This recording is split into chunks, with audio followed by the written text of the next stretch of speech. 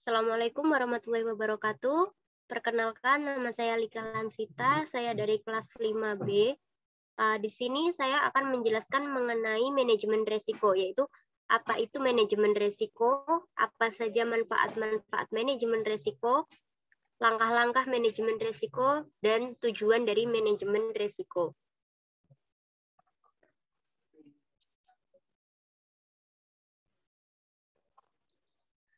Yang pertama, saya akan menjelaskan mengenai apa itu manajemen risiko.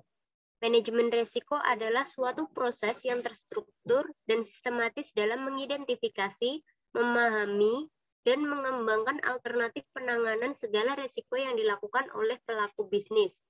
Adapun beberapa manfaat dari manajemen risiko yang pertama yaitu melacak sumber-sumber risiko, menyediakan informasi bagi risiko perusahaan, meminimalisasi kerugian akibat terjadinya risiko, memberikan rasa aman bagi stakeholder, dan yang terakhir menjaga stabilitas dan pertumbuhan perusahaan.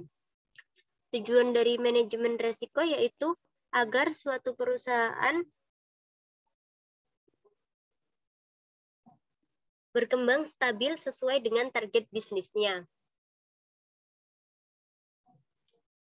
Selanjutnya yaitu langkah-langkah dari manajemen risiko. Yang pertama yaitu identifikasi risiko. Identifikasi risiko yaitu terjadi di suatu perusahaan yang bertujuan untuk mengetahui keadaan yang akan dihadapi oleh perusahaan di berbagai aspek, contohnya aspek sosial, hukum, ekonomi, produk, dan teknologi yang ada. Yang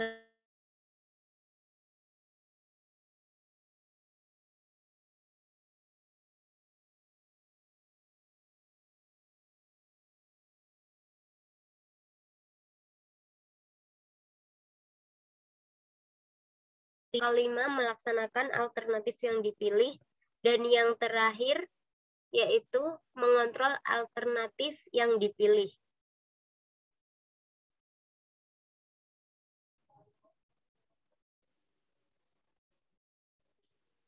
Selanjutnya yaitu, apa sih Enterprise Risk Management, atau yang biasa dikenal dengan istilah ERM, yaitu kerangka yang dirancang untuk mendukung kedalaman dan keluasan kegiatan ERM dengan menyediakan pendekatan yang terstruktur untuk mengidentifikasi, mengukur, mengendalikan, dan melaporkan risiko dengan signifikan yang dihadapi oleh sebuah organisasi.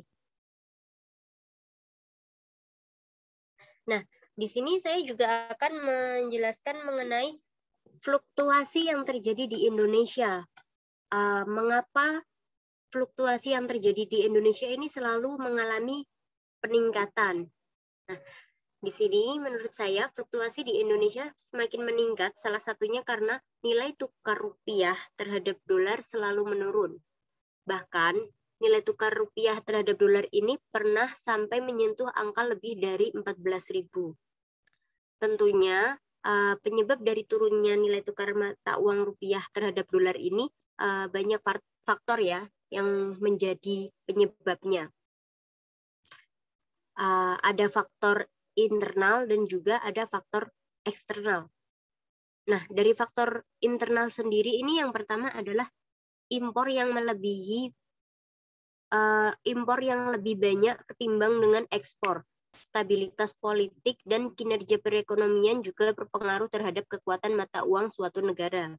Jika suatu negara ini memiliki risiko mengalami kekacauan politik yang kecil, maka hal tersebut membuat investor asing tertarik. Peningkatan modal asing menyebabkan apresiasi pada mata uang mereka. Dan sebaliknya, jika suatu negara memiliki kebijakan keuangan perdagangan yang baik, maka akan membuat nilai mata uang mereka menjadi stabil, sehingga investor asing tidak ragu untuk berinvestasi. Seperti yang kita ketahui, di Indonesia ini kan keadaan politiknya kita tidak berjalan semestinya, sehingga banyak sekali investor yang menarik dananya. Nah, yang kedua ini dari sisi eksternal, faktor utamanya adalah ketika Amerika dihadapkan pada krisis ekonomi tahun 2008 lalu. Pemerintahnya melalui FED atau Bank Sentral Amerika melakukan percetakan dolar untuk membeli obligasi. Dan akibatnya dolar mengalir ke pasar modal di beberapa negara termasuk juga Indonesia.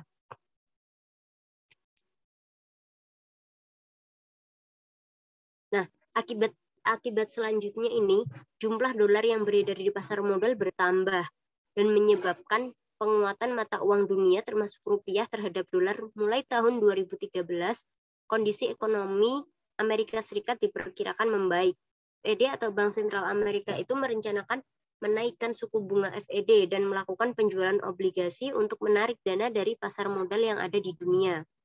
Dan kondisi ini menyebabkan sebagian dolar kembali ke Amerika, yang akhirnya suplai dolar Amerika Serikat berkurang. Sejak itulah mulai muncul mata uang global termasuk rupiah mulai melemah terhadap dolar.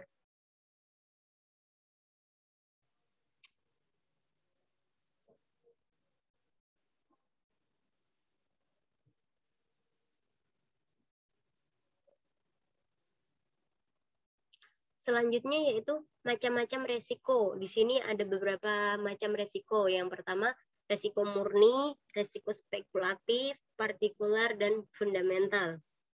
Resiko murni yaitu resiko yang dikenal dengan pure risk. Prinsip dari resiko ini ialah jika ia muncul, maka kemungkinan yang terjadi adalah sebuah kerugian. Sementara jika ia tidak muncul, maka kemungkinan yang terjadi kebalikan dari yang tadi, yaitu keuntungan. Yang kedua, risiko spekulatif. Suatu kondisi risiko yang tidak hanya dapat mengakibatkan kerugian, tetapi juga keuntungan. Sedangkan risiko partikular, risiko ini itu bersumber dari suatu kegiatan individu dan dampaknya pun berlaku lokal, hanya pada sebagian area kecil saja. Yang terakhir, risiko fundamental. Jenis risiko ini termasuk dalam risiko yang sumbernya berasal dari alam sekitar, dengan dampak yang lebih besar, juga cakupan area yang lebih besar pula dibandingkan dengan risiko partikular.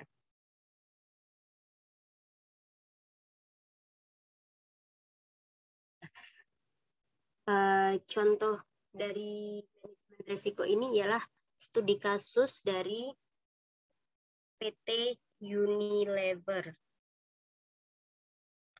Studi kasus dari PT. Berikut ini saya jelaskan mengenai proses manajemen risiko yang diidentifikasi terhadap kasus PT Unilever. Yang pertama yaitu keuangan.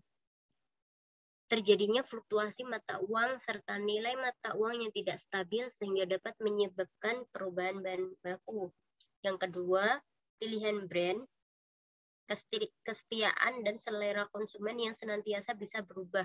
Hal ini dapat diatasi dengan membuat brand sendiri, dan brand tersebut dibuat seunik mungkin untuk memikat kesetiaan konsumen. Yang ketiga, ekonomi eksternal. Ekonomi yang terus berubah dapat mengakibatkan menurunnya permintaan konsumen untuk produk Unilever. Yang keempat, kecaman produk. Resiko ini bisa disebabkan oleh kesalahan pada individu atau kerusakan pada peralatan. Yang kelima, supply chain. Resiko ini dimiliki perusahaan yang mengalami kerugian, kecelakaan industri, dan bencana alam yang dapat mempengaruhi produk. Yang terakhir yaitu manajemen portofolio. Resiko ini dapat terjadi apabila perusahaan tidak membuat investigasi yang strategis, sehingga dapat kehilangan peluang yang ada.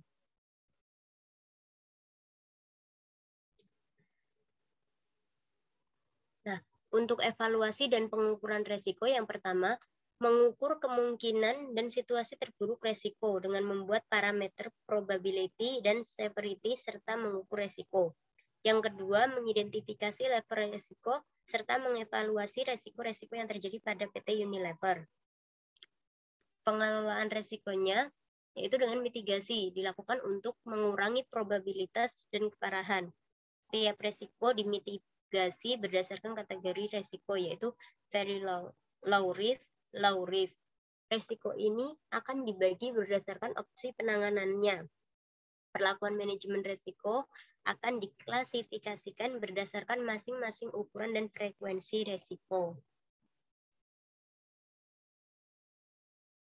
Sekian presentasi dari saya. Terima kasih. Wassalamualaikum warahmatullahi wabarakatuh.